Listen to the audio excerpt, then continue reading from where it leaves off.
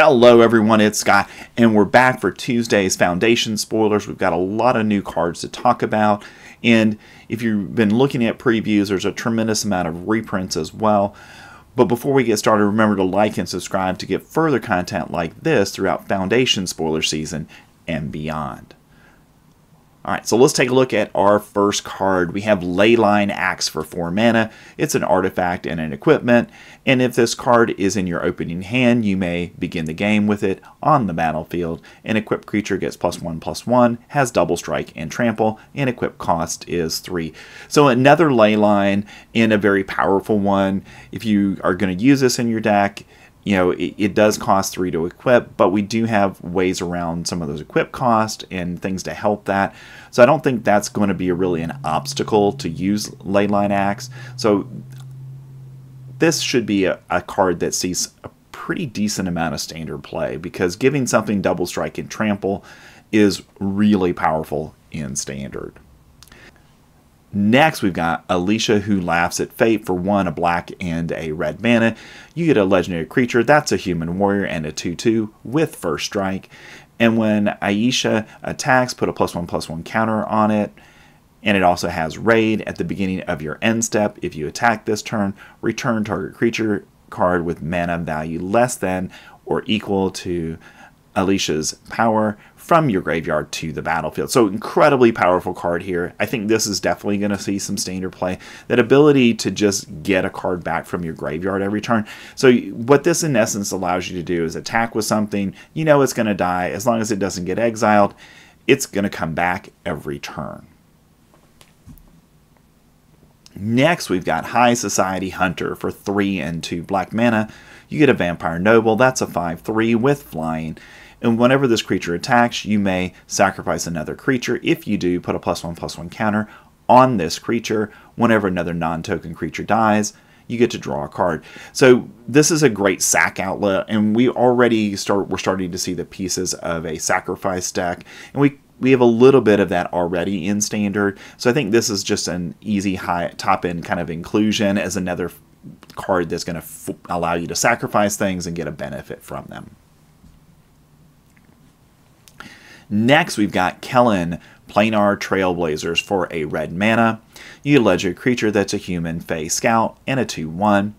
And you can pay 1 and a red mana, and if Kellen is a scout, it becomes a human fairy detective and gains whenever Kellen deals combat damage to a player. Exile the top card of your library. You may play that card this turn. And for 2 and a red mana, if Kellen is a detective, it becomes a 3/2 human fairy rogue and gains double strike. So really powerful abilities on Kellen, and we've seen cards like this in the past. Some of them tend to be, you know, very standard playable, some of them tend not to be. With Kellen for 1 mana, I think there's some outside chance that in the right build of mono red over the next 5 years, you know, he's likely to see play at some point, because those are powerful abilities. Once you are able to attack with him successfully, you know, you play this on turn 1, you attack on turn 2, and you get in damage, and maybe you're going to use your turn 2 mana to activate Kellen's ability, so that way you get to exile a card. And I think under those circumstances, you know, Kellen will be, you know, a decent card in standard. Next, we've got Sire of 7 Deaths. For 7 mana, you get an Eldrazi, that's a 7/7, with first strike, vigilance, menace, trample, reach, and lifelink, and ward of pay 7 life. So if you can ramp yourself into this is a card that is going to be very difficult to get off the battlefield. And because of that, I think this definitely has standard playability. I mean, we've seen Eldrazi's like this in the past, that you're able to ramp into play, and they can just take over the game. And this is a very good example of that. You know, having first strike, vigilance, menace, trample, reach, and lifelink. That's basically, you know, all of the keyword abilities that we have on cards this 7/7 has. So if we can ramp into him, and I think, you know, maybe in the domain deck, this just becomes a card that you have a copy or 2 of for late in the game. You play it, and your opponent probably doesn't have much in a way of an answer for it. Next, we have Destiny Arbiter for 4 and 2 blue mana. You get a Sphinx. That's a 5/5 with flying, and this spell can't be countered, which is an important actual ability on cards in Standard, preventing your opponent from having that option of countering things, especially when we're going to see, I think, an increase of blue in the meta. That's a really nice ability on the card. And in addition, when this creature enters, look at the top 5 cards of your library and separate them into a face-down pile and a face-up pile. An opponent chooses one of those piles, put that pile into your hand and the other into your graveyard. So the nice thing is here, this is a draw 2 on Destiny's Arbiter, which I think for 6 mana, probably makes it reasonably costed in Standard for its abilities.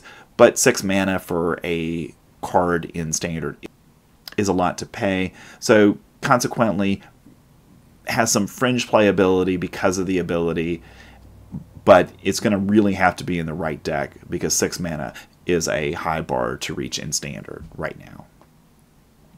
Next, we've got Fae Trickster for 3 and a blue mana. You get a Fairy Wizard. That's a 4/2 with flash and flying, and you may cast spells as though they had flash. So this is actually, I think, one of the better cards of the day. I mean, it is 4 mana, but the ability to play sorceries and other things on your opponent's turn. Basically, if you get Fae Trickster onto the battlefield, you can now just play on your opponent's turn everything.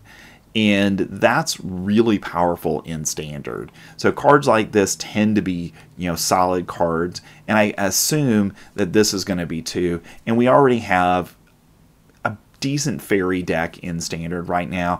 And a lot of the, even at the Pro Tour, the Dimir deck was playing a lot of fairies because it was just good given what they wanted to do in the format, to have some cheap creatures that could block and attack and do some damage. And I think this is another card that fits right into that style of deck, especially when you want to cast sorceries on your opponent's turn. Next, we've got Coma World Eater for 3, 2 green, and 2 blue mana. You get a legendary creature. That's a serpent. That's an 8/12. And again, this spell cannot be countered. Coma has trample and ward 4. And whenever Coma deals combat damage to a player, create 4 3/3 blue serpent creature tokens named Coma's Coil. So this is very reminiscent of the Coma we got from Kaldheim. It's not an identical card, but it's very, very similar. And because of that, that card saw some fringe Standard play as a top end of ramp decks. And I think Coma in a ramp deck is a great top end card because if your opponent can't remove it, and that ward of 4 is very powerful, then you're just going to be able to create every single turn that you attack and deal combat damage to a player. You're going to be able to create 4 3/3 blue serpent creature tokens, and you're going to win the game at that point. Next, we have Scrawling Crawler for 3 mana. You get an artifact creature. That's a Phyrexian construct and is a 3/2. At the beginning of your upkeep, each player draws a card. When an opponent draws a card, that player loses 1 life. So really nice abilities on Scrawling Crawler. You get that additional card draw for yourself, but then you also are going to cause your opponent to lose life when they're drawing cards. And that little bit of chip damage that you're getting in actually adds up fairly quickly. And we already have cards like Razorkin Needle in Standard where it's doing the exact same thing. Your opponent draws a card, they lose a life. You have both of these on the field, then they're losing 2 life every time they draw a card. And that's going to really advance your game state kind of fairly quickly. And I think, together those 2 cards, along with a couple others that, in essence, are going to do chip damage to your opponent when you play them, I think are going to be very strong in Standard as we move forward. Next, we've got some lower rarity cards of the day, and the first is Cat Collector for 2 and a white mana. You get a Human Citizen. That's a 3/2, and when this creature enters, create a food token, and then whenever you gain life for the first time during each of your turns, create a 1/1 white cat creature token. So nice abilities on this. I think this is, in the right build of cats, a nice card to play, or any life gain deck where you want to go wide with, certainly a card that I would consider in those kinds of decks. Next, we've got Claws Out for 3 and 2 white mana. You get an instant, and this spell costs 1 less to cast for each cat you control. Creatures you control get +2/+2 until end of turn. So this is obviously meant to go in a cat deck, and we already seen a number of new cats from this set, and because of that, I think this will be an easy inclusion in the cat deck. Next, we've got Divine Resilience for a white mana. You get an instant with kicker of 2 and a white. Target creature you control gains indestructible until end of turn. If this spell was kicked, any number of target creatures gain indestructible until end of turn instead. So really, I think a nice card for standard. It's it's a combat trick where you're gonna save your creature, make it indestructible, or you're attacking and you're gonna get blocked by something that might kill your creature. Well, you play this, it's now indestructible, and maybe you get a positive trait as a result of it. So I can see this seeing some standard play, maybe as a sideboard card in mono white decks or white decks in general. Next, we've got Sunblessed Healer for 1 and a white mana. We get a human cleric. That's a 3/1 with lifelink and kicker of 1 and a white. And when this creature enters, if it was kicked, return target non-land permanent card with mana value 2 or less from your graveyard to the battlefield. So, we've got a nice ability to return something to the battlefield there. So I think this has, some standard playability because of that. And we are definitely seeing cards that want lifelink on your creatures, or giving you ways to gain life. And Sunblessed Healer is just another one of those ways in standard. Next, we've got Cephalid Ink Mage for 2 and a blue mana. You get an Octopus Wizard. That's a 2/2. And when this creature enters, you get to surveil 3. And it also has Threshold. This creature can't be blocked as long as there are 7 or more cards in your graveyard. So this is just another one of those cards from the set that cares about how many cards are in your graveyard. And if you have that, and this can't be blocked, I think that's a okay ability in standard. So if this Threshold becomes a build around, this would be a card definitely I would consider for that kind of deck. Next, we've got Clinquant Sky Mage for 3 and a blue mana. You get a Bird Wizard. That's a 1/1 with flying, and whenever you draw a card, put a +1/+1 counter on this creature. So this isn't draw a second card. This is draw 1 card. So I think there's outside maybes in a deck that is really going to be dedicated to drawing cards, then maybe this has some playability in standard, but I think this is more of a limited card that we're looking at. Next, we've got Midnight Snack for 2 and a black mana. You get an enchantment with Raid, and at the beginning of your end step, if you attack this turn, you get to create a food token. And for 2 and a black mana, you can sacrifice this enchantment. Target opponent loses X life, where X is an amount of life you've gained this turn. So this obviously is a really solid card to put in a life gain deck, and it becomes, in essence, a way of dealing additional combat damage to your opponent. You sack this, and you're doing, 4 or 5, or more damage because you've got lifelink creatures. And because of that, I think, it fits in as a couple copies of something like this in one of those decks as just another potential win condition. Next, we've got Mischievous Mystic for 1 and a blue mana. You get a human wizard. That's a 2/1 with flying. And whenever you draw your second card each turn, create a 1/1 blue fairy creature token with flying. So again, this is just another one of those cards that we've seen so far previewed, where drawing your second card each turn gets you a benefit. And this is a good benefit of getting a creature every time you do that. So again, this is a card that in the right build, where you're drawing cards consistently at least one additional one every turn, that this makes a lot of sense in standard. Next, we've got Vampire Gourmand for 1 and a black mana. You get a 2/2 vampire, and whenever this creature attacks, you may sacrifice another creature. If you do, draw a card, and this creature cannot be blocked. this turn. So another one of those creatures that is a sack outlet for things on your side of the battlefield. So as long as we've got benefits from sacrificing creatures, I think this is a card that can easily fit into, you know, a sacrifice deck. Next, we've got Seeker's Folly for 2 and a black mana. You get a sorcery, and target opponent discards 2 cards, or creatures your opponent controls get -1/-1 until end of turn. So I think, you know, this is definitely a limited playable card as a way to, you know, kind of wipe out some of the smaller creatures on your opponent's side, but I don't see it as standard playable. Next, we've got Tragic Banshee for 4 and a black mana. You get a spirit. That's a 5/3 with Morbid. And when this creature enters the battlefield, target creature an opponent controls gets -1/-1 until end of turn. But if a creature died this turn, that creature gets -13/-13 instead. So 5 mana for a 5/3 spirit that doesn't even have flying. The Morbid is nice on it because it can potentially act as a removal spell, but I don't know how consistently you'll be able to cast this with a creature dying on the battlefield on that turn.